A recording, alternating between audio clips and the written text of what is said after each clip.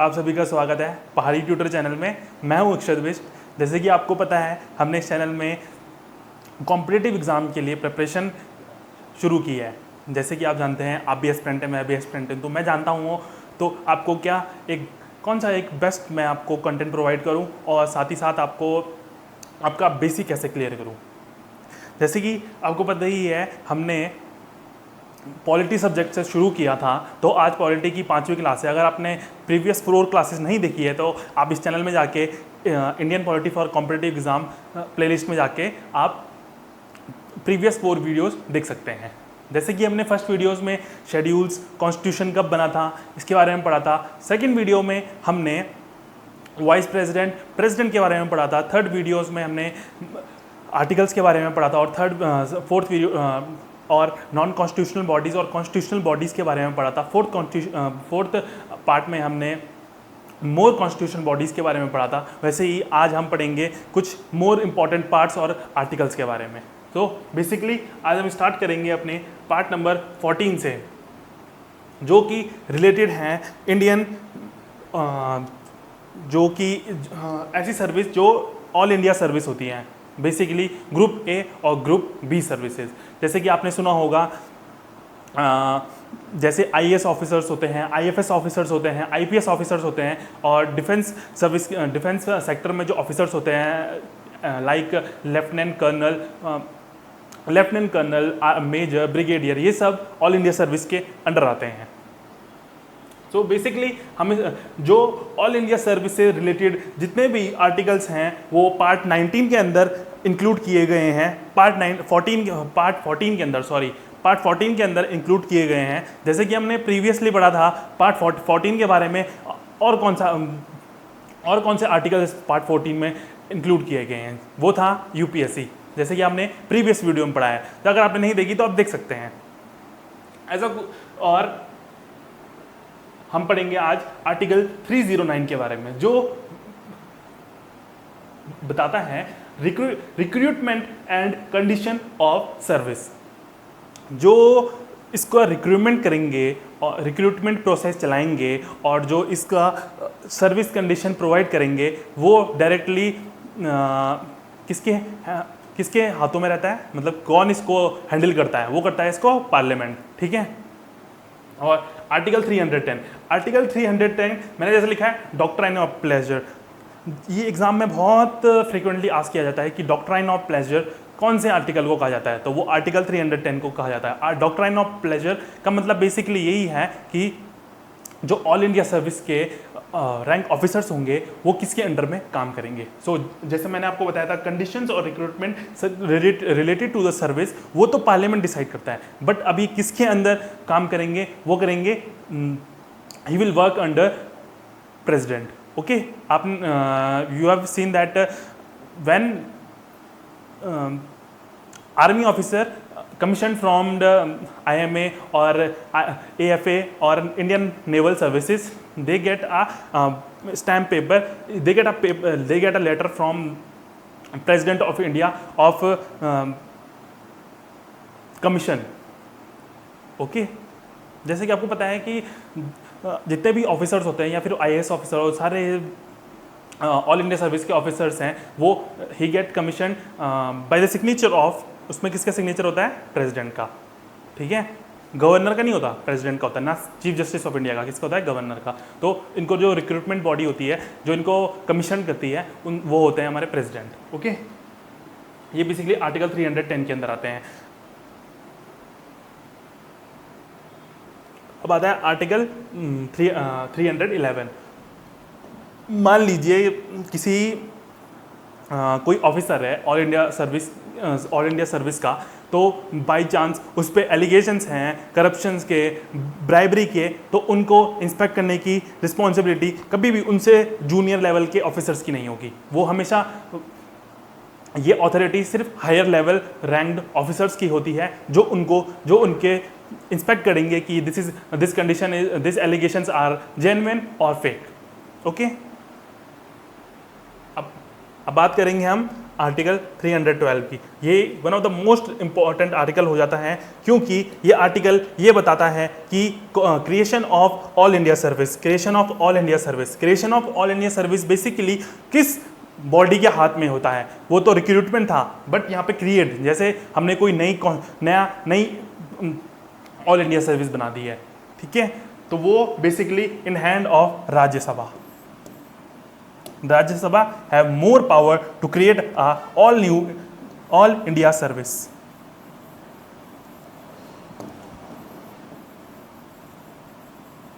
Okay, Rajya Sabha, remember this, it is a special power of Rajya Sabha. Now अब हम next पढ़ेंगे properties, जो property related some articles which is mentioned in constitution. Basically, there are some articles which are made for right of properties. Okay, I mean, what is the it state that which is the property of Indian government and all. Okay, it doesn't state the property of individual. It state the properties of it state the ownership of Indian government, not individual. About individual there is different article that is mentioned in article 300A. Okay, right to property. But in these article we will learn about the ownership of the Indian government. Okay, so article 394 state that the British land transferred to India after independence. Simple meaning, don't make it complicated. Simply, a land which is occupied at that time by a British government, it is transferred to India after independence. It means Britishers don't have any ownership now on the Indian land. Okay. Now article 296. Article 296 state that the property which gonna acquire by a government by escheat and or lapse as bon ventica. It means basically escheat means who a person who don't have an heir, मतलब जैसे कोई person है, अब उसका कोई आगे उसकी कोई उनके न्यू जनरेशन है नहीं जो उस प्रॉपर्टी को होल्ड कर सके, तो वो बेसिकली वो property directly goes to government. Okay, and lapse means you can I will explain you by example. I given someone a property for 100 years and I will die. I will die and the validity of that contract of 100 years is ended. Then that property it doesn't have an ownership of that previous owner because he is not no more. Then that property goes to government. Okay. Bona ventica means no claim. Escheat means no heir. And lapse means I explain you in the example that अगर मैंने किसी को कोई property दान दे दी है, इतने year, दान नहीं, मैंने किसी प्रॉपर्टी को 100 ईयर के लिए किसी को दिया है और मेरा कोई हायर नहीं है और मैं मर चुका हूँ, ठीक है, फिर जो वो प्रॉपर्टी है उस प्रॉपर्टी का जो टाइम लाइन है वो डेड हो गया है, एंड हो गया है, बेसिकली 100 ईयर्स कंप्लीट हो गए. तो अब उस प्रॉपर्टी पे जो उसके प्रीवियस ओनर था उसी के पास वापस ओनरशिप जाएगी, बट वो ओनरशिप किस पे जाएगी, ओनर तो है ही नहीं अब, तो जो वो प्रॉपर्टी है बेसिकली वो गवर्नमेंट ऑफ इंडिया के पास चले जाएगी. बेसिकली सिंपल सा मीनिंग है. Okay, now article 297. Article 297 basically state that the territorial area in water, basically we can use only 12 nautical miles from land to water, sea, only 12 nautical miles. We can use every resource, we can perform any activity there. No one can रोक नहीं सकता मैं कोई भी, basically no one can oppose that. or no one can object why are you doing this type of activity on that zone. That zone is known as territorial water. Okay, no one means other country. Okay, but EEZ, EEZ, economical exclusive zone, which is 200 nautical miles from the territorial water. Okay, matlab I mean, let me draw a map.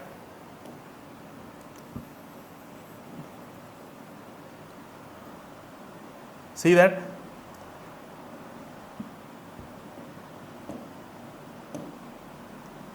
this is your 12 nautical miles territorial zone. Okay, now from this zone to 200 nautical miles, this is economical exclusive zone.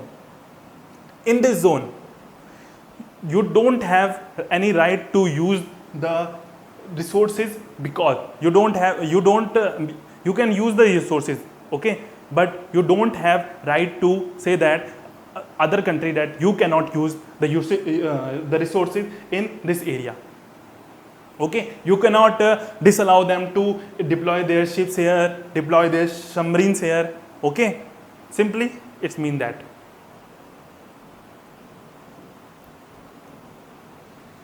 Now this is all this in these articles. Okay, you don't have to be read much about these articles. Okay, this is enough for your exam.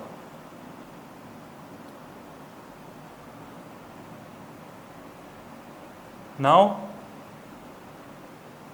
we will discuss about joint sitting. Basically, joint sitting means when there is a political deadlock between Rajya Sabha and Lok Sabha. Okay guys, they have a disagreement between the bill. I mean that when Rajya Sabha introduce a bill and it will pass in Rajya Sabha, Lok Sabha, but it will not pass in Rajya Sabha, then our president call for a joint sitting. Okay, it means this only. Article 108, a joint sitting of two houses can be summoned by a president for the purpose of deliberating and voting on the bill. It simply means if both consents are not matching, then the president call for an joint sitting in which they will discuss about the bill. Then it will further reject or accept. Okay. From the independence of India, joint sitting only held 3 times. Okay, in our history. First time for dowry prohibition case.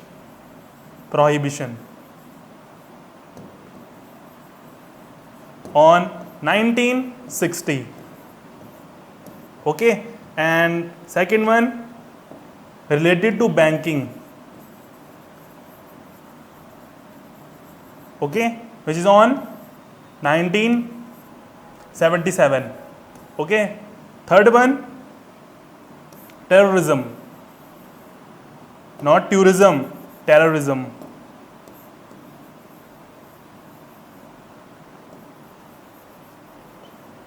On 2002. Okay, only 3 times in our history. Let's learn these here. Okay, dowry 1960, banking 1977, terrorism 2002. Only 3 times. Okay, this is all in this article about joint sitting. Okay, article 108. Okay guys. Now related to the money bill. No, oh, I am forgetting something. Now, for which bill, we will say that we want a joint sitting only for ordinary bills. Okay, we cannot call for a joint sitting for money bill,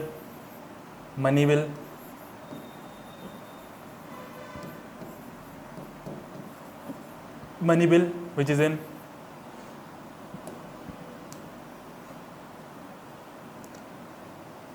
is in article 110, which I am gonna teach you in next slide, and Constitutional Amendment Act.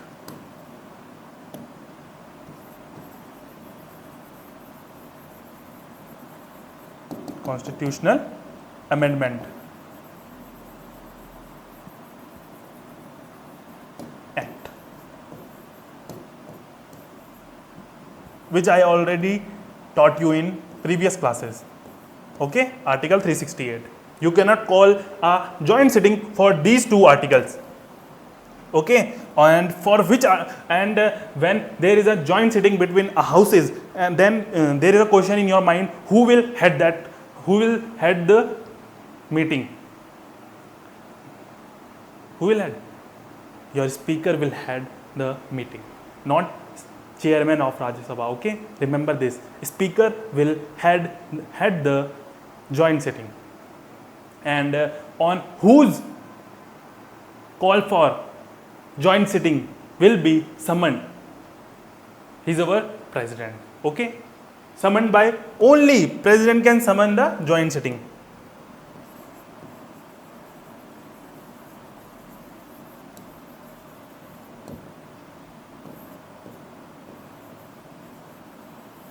Remember this, president.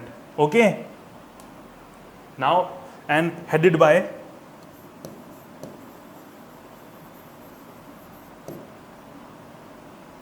speaker.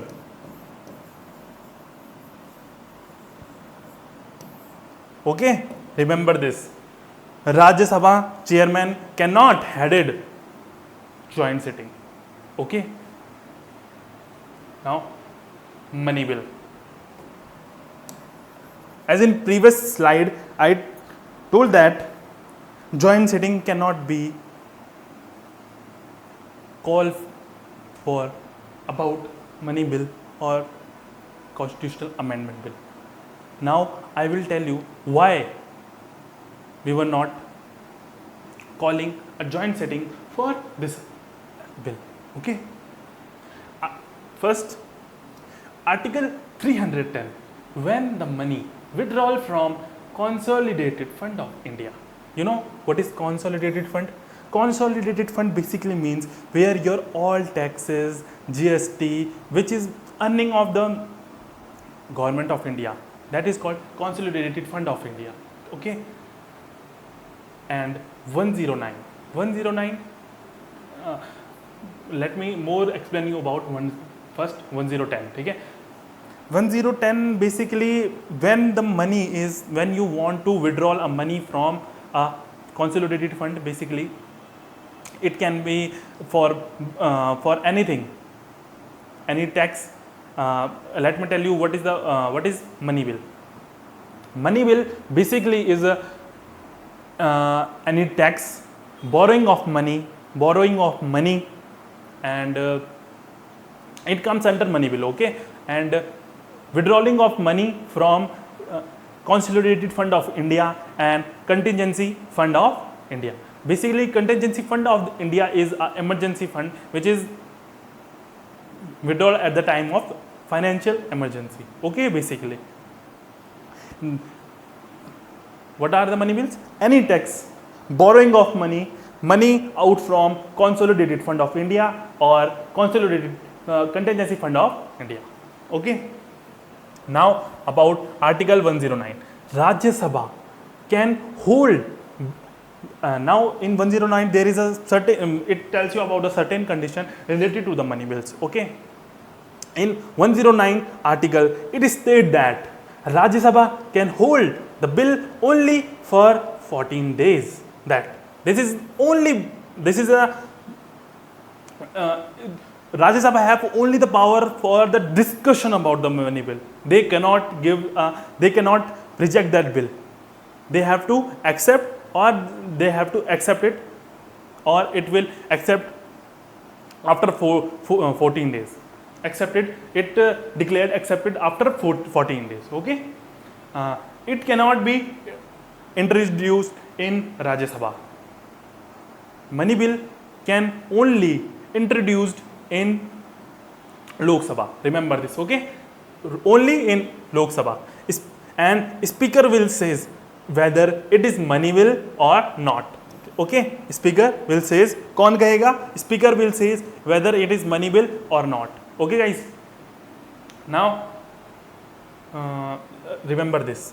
First of all, remember this.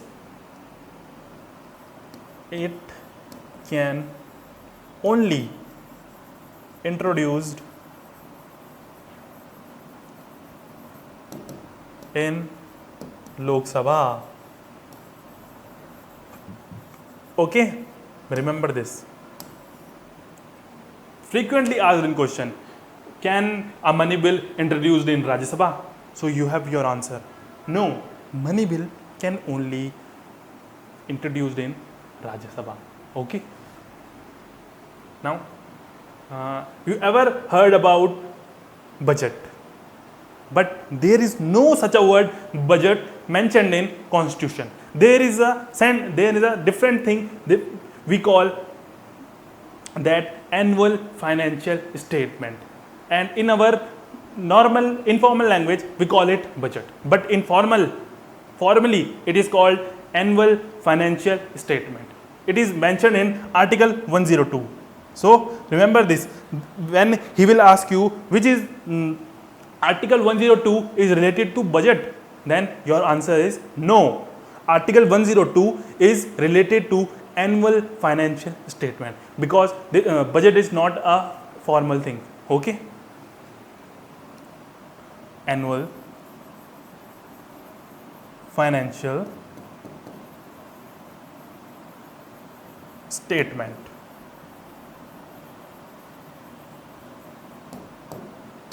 Annual financial statement. That's it. That's all in these articles. Okay? Now, moving forward in the other slide.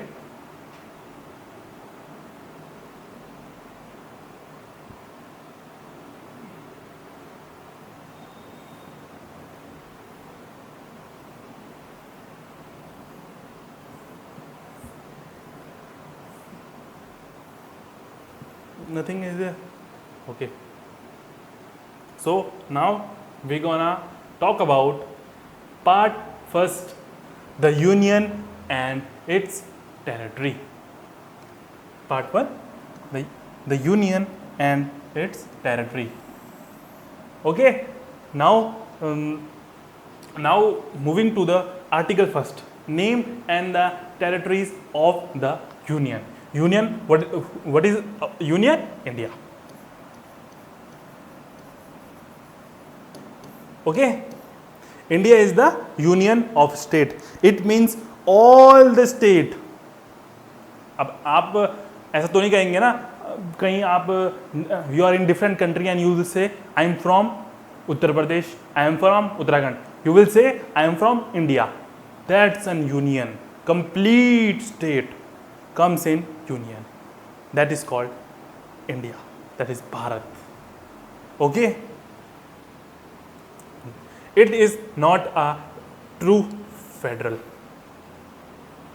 It is not a true federal. It is quasi-federal. It means that, it is stated that there is more power of central and less power of states. Okay? The cons of true federal, if there is India is a true federal, then every state have right to secede from the nation, union. They will say we will not you're a part of union anymore. But that's to figure out that problem, we have a quasi-federal. Federal, it basically means union have more power. Okay, in America there is a term says that for America we are saying that it is holding, coming together. It is just a fact.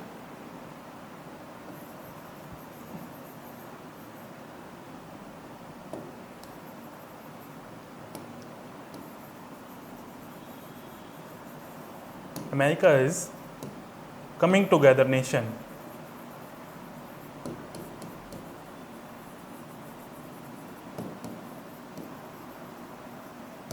Okay, and India is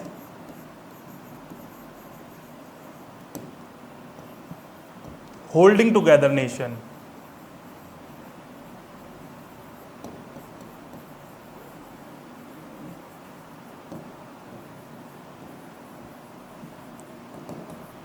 That's why America, their every state have their own judicial things and their own rights. They can secede anytime if they don't want to join with a nation. They can secede. Secede means अलग हो सकते हैं. And but India is a holding together. No state have right to secede from the nation union. Okay. Now Article 102. No, Article 2nd. Article 2nd state the admission or establishment of new state. Basically, if we are establishing or admitting a new state from outside, then it will comes in Article 2. Article 2, as we established Sikkim through amendment 36th amendment. Okay, just like Sikkim become a new state by Article 2nd. Now going to third article is similar to second one. We are making a new state, but there is a different condition. In Article 1st we are establishing or admitting a new state from outside, but in third article we are altering a boundaries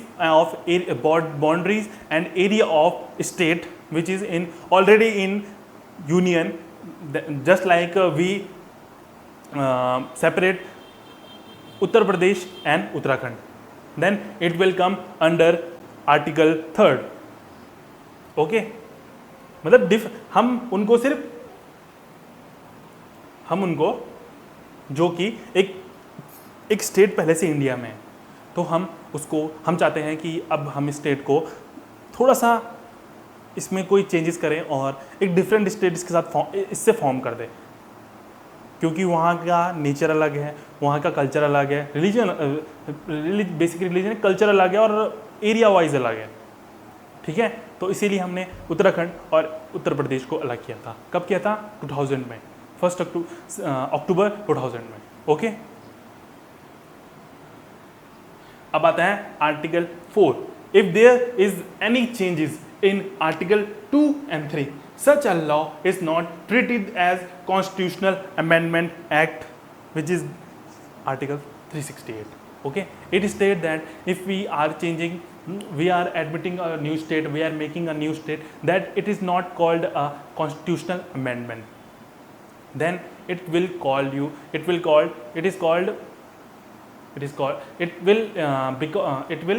not come under Article 368. It is just a normal thing. Okay, we cannot call it amendment then.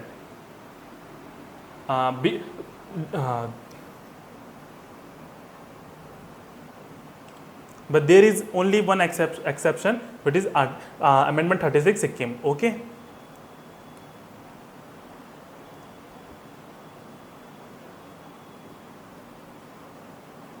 My mistake. एक चीज़ गलत करी मैंने. जो article 2 और 3 के अंदर कोई भी चेंजेस होंगे तो हम उसको आर्टिकल 368 जो बोलता है कि कॉन्स्टिट्यूशनल अमेंडमेंट एक्ट होते हैं, जैसे कि हम किसी में भी कुछ चेंजेस करेंगे किसी भी चीज़ में, तो किसी भी आर्टिकल में, तो वो हम आर्टिकल 368 के अंदर आ जाते हैं. But there is an exception related to the article 2 and 3. We can not call it a constitutional amendment act. Basically. Okay, अब आप ये मत कहना ये 36 अमेंडमेंट क्या है भैया, वो तो अलग चीज़ है ना, अमेंडमेंट अलग चीज़ है, बट 368 के अंदर जो जो चीज़ें आती हैं उनके बेसिस पे ये सब, इसको हम अंडर आर्टिकल 368 नहीं कह सकते हैं, बेसिकली ये इसका मतलब है। Okay, now moving forward to another slide.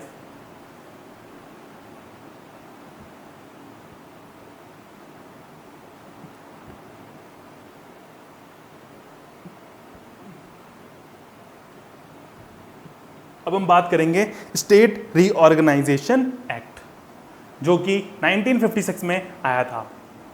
Basically ये बताता था, it is main motive is just to make an state, because at that time of independence there are separate provinces and states. Okay, so there is a committee, there is an act which is passed, state organization act, which makes by which we make a state, we make states in our union. Okay, first first there is a first commission to making state, that is Dhar commission, which is headed by S.K. Dhar.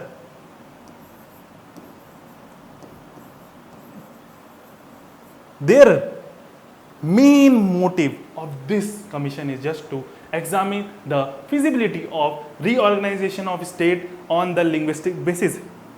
Their main goal is just to tell that just for figuring out that it is feasible to make a country, make a state on the basis of language.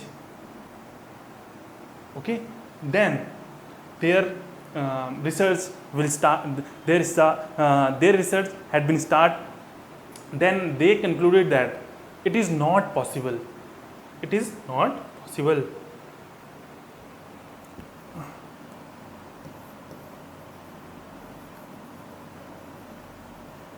It is not possible.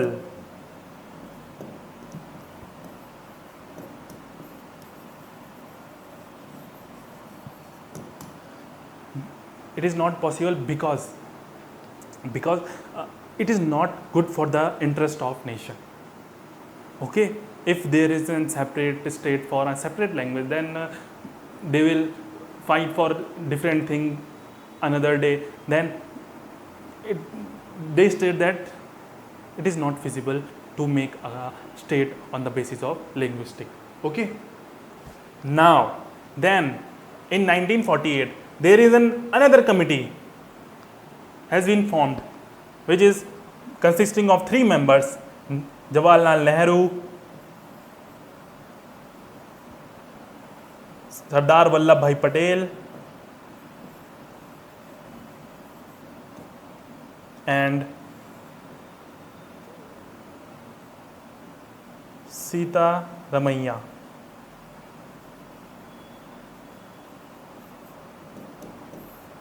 Pitami Sita Ramaiah, P Sita Ramaiah basically. V stand for Vallabhbhai Patel, J Jawaharlal Nehru, and P Pitamaiah, Pitalvar Sita Ramaiah. I am confusing in the name of Sita Ramaiah what is P stand for, but you can remember this by P dot Sita Ramaiah. Okay, now the main reason to form this commission is just to figure out that is the Dhar commission recommendation that it is not feasible to make the state on the basis of linguistic. Then they make another committee who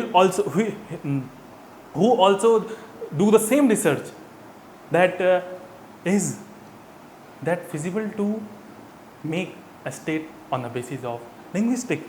And they also, their report on 1949 rejected languages as the basis of reorganization. Same result, their conclusion also same. Okay, in exam they just ask you about who are the members of JVP commission and who heading the Dhar commission, that is SK Dhar. And now on our third commission, which is Faisal Ali Commission, which is headed by Justice Faisal Ali. Justice Faisal Ali.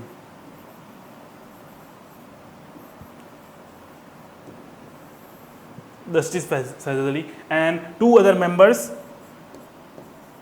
K.M. Panikar and H.N. Kuzru. Okay.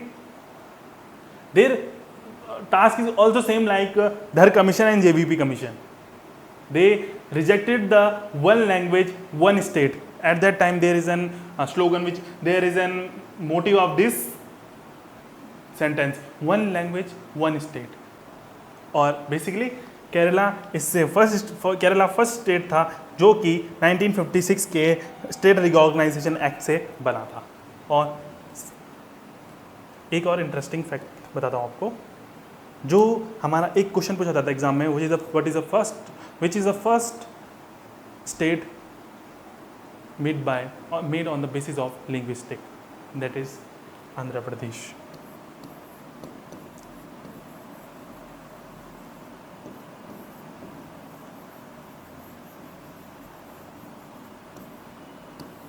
(1953). Okay. Exam asks you that how many states and unions made by the state reorganization acts, that are 14 state and 6 union territory. Okay, at that time. Now we have 28 states. Okay, and 8 union territories. Okay. So आज के लिए इतना ही. We will talk about more about Citizenship Act and all articles and more articles in next videos. Thank you. बने रहिए.